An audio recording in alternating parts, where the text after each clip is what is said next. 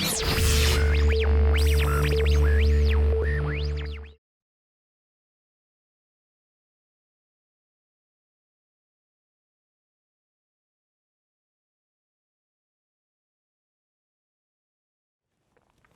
I'm Owen Fitzpatrick, author of the book, The Charismatic Edge, and creator of the online Charisma Training Academy. That's the training academy that's online about charisma. So it teaches you about charisma online in a training academy.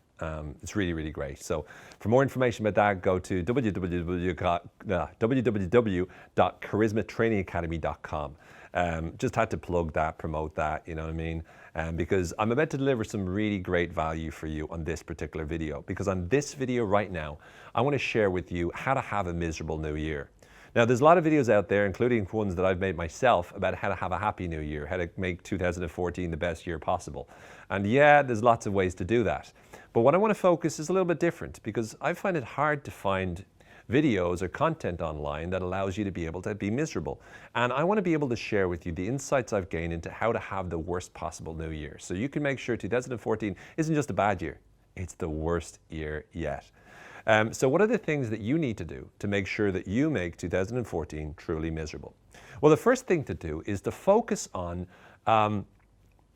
what you don't want to have happen. So what are the things that you do not want to have happen in 2014? Imagine the worst things that you possibly could imagine. The more you imagine what you don't want to have happen and imagine it actually happening, the worse you'll feel. Because again, if you can imagine all the worst case scenarios turning up and happening, and you imagine all these bad events happening, then immediately you're going to feel terrible. The key to feeling terrible is it all happens inside your mind. So your ability to worry and your ability to worry about the things that might happen that you haven't even predicted yet, like there's lots of stuff that you're not worrying about right now. You're wasting time right now not worrying about so many things that could make you feel really, really disgustingly bad. So again, take some time. Invest some time into it. Worrying requires energy. You need to spend some time energizing your worry in order to make sure that you worry effectively. Some people don't worry very well. They just worry about it and then they stop worrying about it. A lot of people will say, you know, their advice will be to you, you know, if you're thinking about what you don't want to have happen, stop. And start instead imagining it not happening, or imagining your life going really great and imagine everything working out well. I mean, that's what they'll imagine. Do you know what I mean? So they'll say, you know, instead write out your worries, you know, get them out of your head and then immediately put them away so that you no longer carry them. And by doing that, you externalize the worry inside your head and you make it so that you no longer dwell on it. Yes, absolutely. That will help you to feel more relaxed. That will help you to feel healthier and happier. That will make you look forward to 2014 a lot more. But it's not going to help you feel miserable. The second thing is actually imagine what you do want to have happen in 2014. Imagine what you'd really love to have happen. And then imagine it not. Imagine it not working out at all. Imagine everything going wrong. So as well as imagining the bad stuff happening, imagine the good stuff not happening. You see, that is like an advanced technique of bad feeling. Because if you can imagine all the stuff that you want to have happen, and then you imagine it not happening, it makes you feel even worse because you set yourself up for a fall. You imagine it, and you're all happy, and then you rocket it down. Because again, in the first one, you're going from neutral to bad. In this one, you're going from elated and happy to bad, which is a much bigger drop. It makes you feel even more miserable. So if you can ensure that you think about what you want, do you want to get a new car? Do you want to get a new house? Do you want to maybe get in a new relationship or make your relationship better? Do you want to, you know, go on some great holiday, and imagine the holiday being canceled. Imagine you not achieving anything that you want, and imagine it all going wrong. Now, people will tell you, okay, what you need to do is you need to imagine yourself achieving all the goals you want to achieve. Imagine any challenges or any problems in your way, you learning from them, adapting, being flexible, going around them, and still achieving it no matter what. They'll tell you, imagine no matter what happens, you're resourceful enough and strong enough and flexible enough to achieve all of the things that you want, making sure that the life that you want is happening for you, that this year is the best year of your life, and you're going to make sure, because you're going to handle it all brilliantly. They will tell you that. And if you do that, yes, you're going to feel great. Yes, you're going to have an amazing 2014. Yes, your new year is going to be brilliant. But it won't be very miserable because you won't have done the little up and down effect that I was sharing with you a little while ago. Make sure you set yourself up and then boom, down for the fall. It will really help you a lot in terms of having a miserable new year. I hope that makes sense. The next thing is, whenever you're setting resolutions, I love resolutions, especially because resolutions are usually the first things that never get done.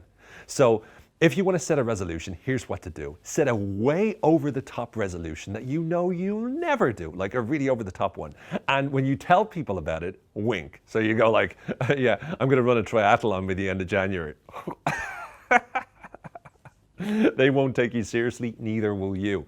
By doing that, you actually lower your standards by heightening your standards. You set impossible goals to reach, and you set yourself up for disappointment. There's a saying that Richard Bandler, my mentor, suggests that disappointment requires adequate planning. You have to know ahead of time to be disappointed.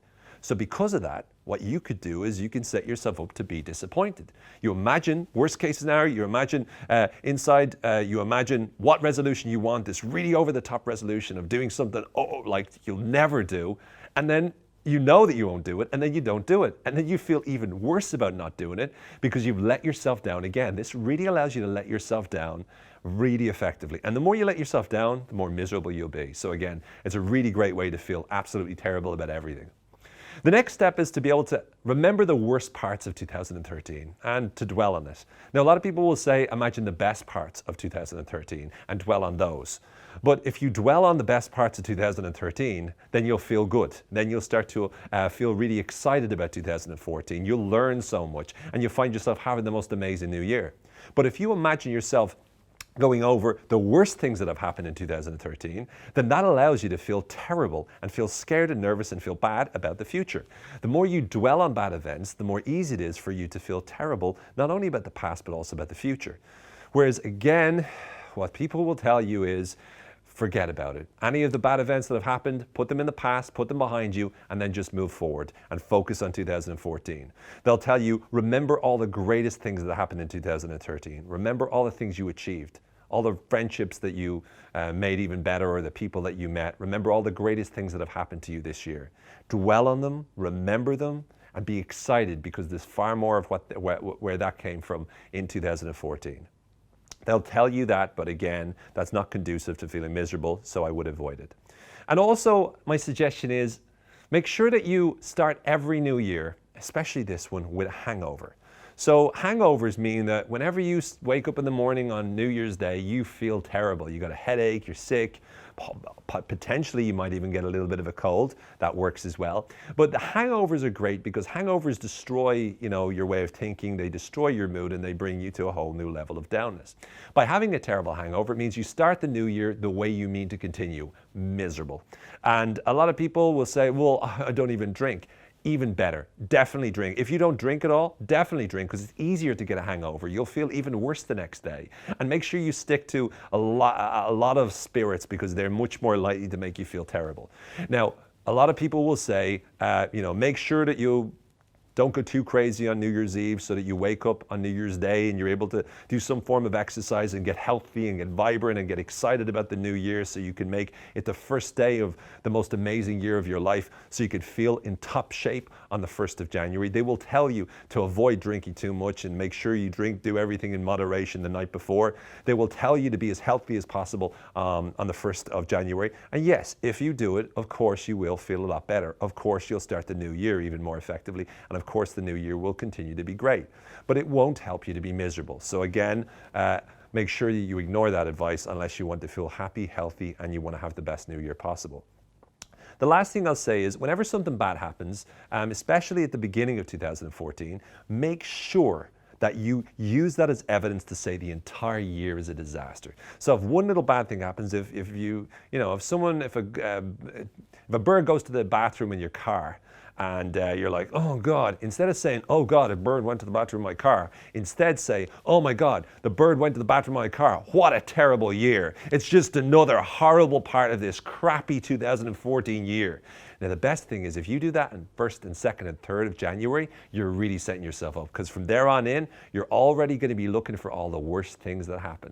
A lot of people will say, instead of doing that, anything bad that happens, you just push it to the side, put it in the past and just go, that was a stupid thing that happened, or that was a bit unfortunate, or that little specific incident that happened, sure, forget about it.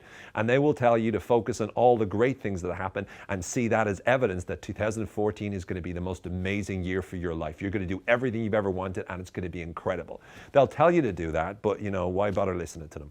So Again, to have a miserable new year, in summary, imagine what you don't want to have happen, imagine it happening. A lot of people will tell you to imagine everything going smoothly, fine, grand. If you do that, you'll be happy. Next is imagine everything you want to have happen, and then imagine it not happening. Really, really will make you feel bad. Now, again, people will say instead of doing that, what you need to do is you need to focus on you being able to handle anything that comes your way so you still make yourself achieve whatever it is that you want, no matter what happens, no matter what occurs. The other thing to be able to do is to make sure you set way over the top resolutions that you'll never achieve and then feel bad about the fact you won't achieve them. Again, people will suggest to you set realistic resolutions and presolutions and goals that you can achieve and make sure that you go after them and you do achieve them and you feel great about achieving them. But again, that's going to make you feel great.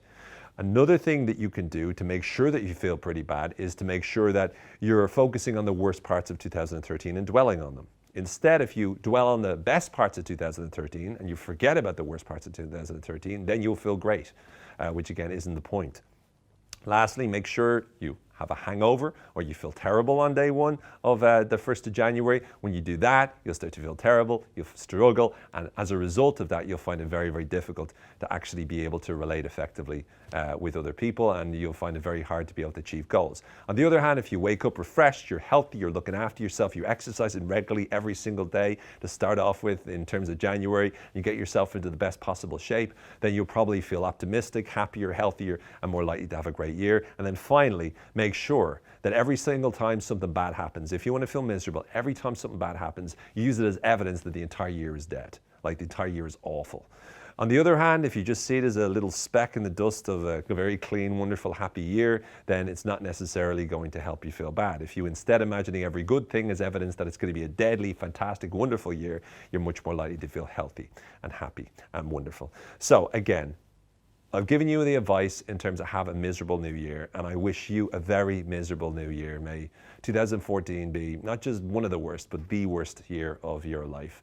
For now, I'm Owen Fitzpatrick. Thank you very much for watching.